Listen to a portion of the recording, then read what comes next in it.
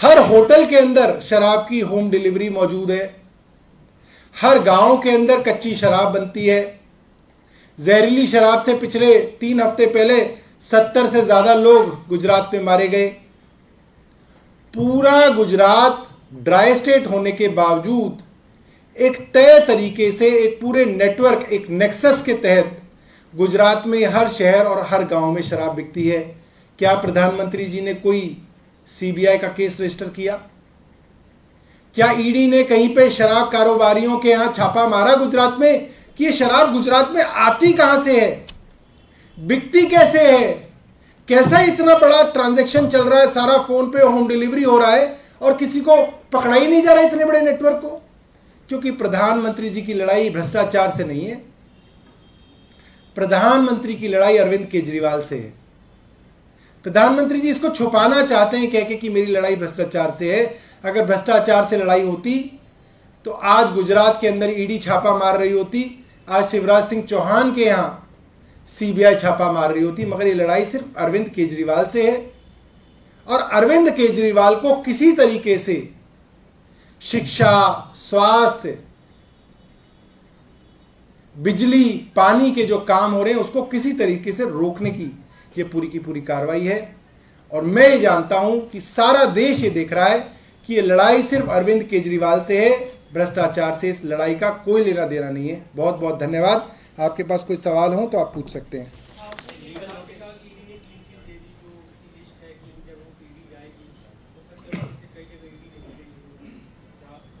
अरे भैया, मुख्य आरोपी के घर ही नहीं गई ईडी। मतलब बारात गई और कह रहे दूल्हे के यहां नहीं जाएगी बारात, इस बार कहीं और जाएगी। ऐसी कोई बारात देखी है? बारात लेके चले ईडी वाले, बैंड बाजियों को भी बुला लिया, आपको मीडिया वाले, बैंड बाजे वाले सब आ गए, शोर मचाने वाले, और बारात दूल्हे के घर नहीं जा रही और आप कह रहे नहीं दूल्हा तो यही है। तो भाई बारात वहां कहां ले जा रहे हो? तो इसका मतलब ईडी ने दूल्हा बदल दिया, अब कोई नया दूल्हा ढूंढ रही है ईडी। ये बात तो तय है। मतलब 30 दिन से बीजेपी वाले कह रहे हैं मुख्य आरोपी मनीष सिसोदिया, मुख्य आरोपी मनीष सिसोदिया। अब मनीष सिसोदिया के घर जो है ईडी गई नहीं। ये तो बड़ी अजीब बात है। अगर ईडी आगे इन्वेस्टिगेशन में मनीष सिसोदिया के घर, डिप्टी सीएम के घर रेड करती है तो फिर आपका स्टांस का चेंज होगा? मुझे लग रहा है कि कईयों की आत्महत्या फिर ईडी में भी करवाएंगे। अगर ये दबाव फिर ईडी में भी बनाएंगे कि भाई ये तो फिर स्क्रिप्ट गड़बड़ हो गई, तो ये जो दबाव बनाने की राजनीति है ये जो है केंद्र सरकार को बंद करनी पड़ेगी, वरना अफसर विद्रोह कर देंगे इनके खिलाफ। अफसर बहुत दुखी हैं इनसे, सारी राजनीति ये अफसरों के माध्यम से करा रहे हैं, अफसर इनसे बहुत दुखी हैं। सर, बिहार के नीतीश कुमार जी एक यूनाइटेड ऑपोजिशन बनाने की रणनीति में लगे हैं और वो ये कह रहे हैं कि कांग्रेस के बिना नहीं हो सकता। वो इस सिलसिले में दिल्ली आए हुए हैं और चीफ मिनिस्टर अरविंद केजरीवाल जी से भी मिलने वाले हैं।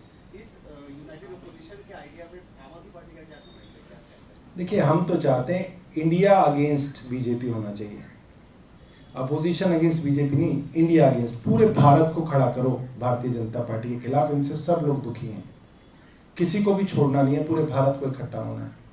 और कोई सवाल है? सर, कल एलजी की तरफ से कहा गया है कि 48 घंटे के अंदर जवाब दीजिए जो आपने आरोप लगाए हैं 1400 करोड़ घोटाले वाले, आपको लीगल नोटिस भिजवाया जाएगा। अच्छा, एक बात बताओ, तरीका क्या होता है? भारतीय जनता पार्टी हम पे आरोप लगाती है, हम उन आरोपों का जवाब देते हैं, फिर वो नए लगाते हैं, हम उनका जवाब देते हैं। हमने एलजी साहब के ऊपर आरोप लगाए हैं, जवाब तो एलजी साहब को देना है। एलजी साहब पब्लिक डोमेन के अंदर हैं और आरोप कोई बेबुनियाद नहीं लगाए, हमने सबूतों के साथ रखे हैं। क्या एलजी साहब की बेटी को बॉम्बे में स्थित खादी लाउंज का काम दिया गया नहीं दिया गया? एलजी साहब बताएं। उन्होंने बोल दिया दिया गया, ये बात मान ली उन्होंने। अब हमने उनसे पूछा कि किस नियम और प्रक्रिया के तहत दिया, क्या प्रोसीजर फॉलो हुआ, वो एलजी साहब बताएं। भाई एलजी साहब की जो 3 महीने से दिल्ली सरकार से लड़ाई है वो प्रोसीजर की तो है कि भाई ये प्रोसीजर फॉलो नहीं हुआ, ये फॉलो नहीं हुआ, इसने साइन नहीं किया, ये कैबिनेट नहीं गया, ये नहीं गया, वो नहीं गया। हम भी तो एलजी साहब से पूछ रहे हैं, भाई आपने अपनी बेटी को काम दिया, उसके अंदर कोई तो प्रोसीजर फॉलो किया होगा, वो एलजी साहब बता दें। अब एलजी साहब तो डरा धमका रहे हैं विधायकों को, कह रहे हैं कि मैं मानहानि का मुकदमा करूंगा, मैं ये करूंगा, मैं वो करूंगा।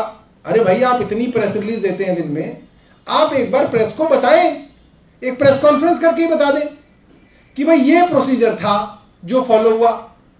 एलजी साहब को दिक्कत है, खादी ग्राम उद्योग से प्रेस कॉन्फ्रेंस करवा दें, वो तो उन्हीं का केंद्र सरकार का महकमा है, वो प्रेस कॉन्फ्रेंस करके बता दे कि भाई ये था, इस दिन एडवर्टाइजमेंट निकली, इस दिन इतने एप्लीकेंट्स ने अपना नाम दिया, हमने उनके इंटरव्यू लिए, उनका टेस्ट लिया या उनका पोर्टफोलियो देखा, उसके अंदर से हमने कहा कि एलजी साहब की बेटी को चुन लिया और इस तरह से हमने उनको दे दिया। तो बड़ा आसान है। मगर कोई ड्राइंग रूम में कोई ना खादी उद्योग की चीजें बट सकती हैं, फिर मतलब प्रोसीजर नहीं हुआ। तो एलजी साहब बोले इस बात को, प्रोसीजर फॉलो हुआ या नहीं हुआ। अब मनीष जी तो कोई नहीं इनके ऊपर डिफेमेशन कर रहे, मनीष जी कह रहे मेरे ऊपर आरोप लगा, आप जांच करा लो। एलजी साहब जांच कराने के लिए आ ही नहीं रहे। हमें तो बड़ी उम्मीद थी एलजी साहब की इज्जत बढ़ती अगर एलजी साहब कहते I am ready for any inquiry, any investigation, I welcome all the inquiries and investigation. क्या दिक्कत थी इसके अंदर? इसमें कोई बदनामी घटती या बढ़ती? इसके अंदर क्लीन चिट मिल जाती, जो प्रोसीजर होता वो देख लेती, जो भी सीबीआई से कराते या किसी इंडिपेंडेंट जज से कराते, उसके अंदर तो कोई दिक्कत ही नहीं थी। हमारी और बदनामी होती। अगर एलजी साहब को क्लीन चिट मिल जाती तो हमारी असली बदनामी होती कि भाई हमारे आरोप झूठे थे। ये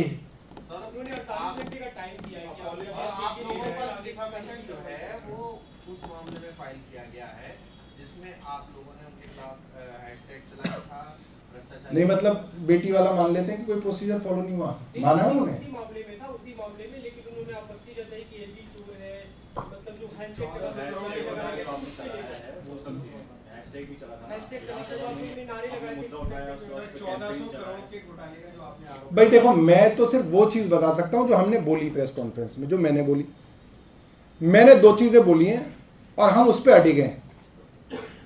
एलजी साहब जब खादी के चेयरमैन थे तो उनके हेड कैशियर ने, और जब वो छुट्टी गया तो उसकी जगह जो दूसरा हेड कैशियर बना उसने, एक संजीव कुमार था और एक कोई यादव था, प्रदीप यादव, नाम भी याद हो गए मुझे। तो इन दोनों ने कहा कि नोटबंदी के वक्त कुछ लाख रुपए बदले गए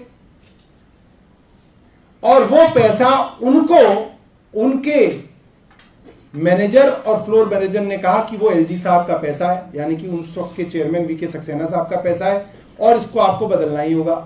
और उन्होंने लिखित स्टेटमेंट दी है। हमने ये कहा कि इसकी इंडिपेंडेंट जांच होनी चाहिए। इसके अंदर क्या गलत कहा है मुझे तो नहीं समझ में आ रहा। एलजी साहब को मुझे तो लगता है खुद कहना चाहिए कि हाँ, इसके अंदर इंडिपेंडेंट जांच होनी चाहिए ताकि दूध का दूध पानी का पानी हो, तो बहुत जरूरी है। और कोई सवाल है? नहीं, मुझे नहीं मिला अभी तक। अरे तो ठीक है ना भाई, कोई पहला नोटिस आ गया हमें जिंदगी में, ये बताओ तुम। हाँ,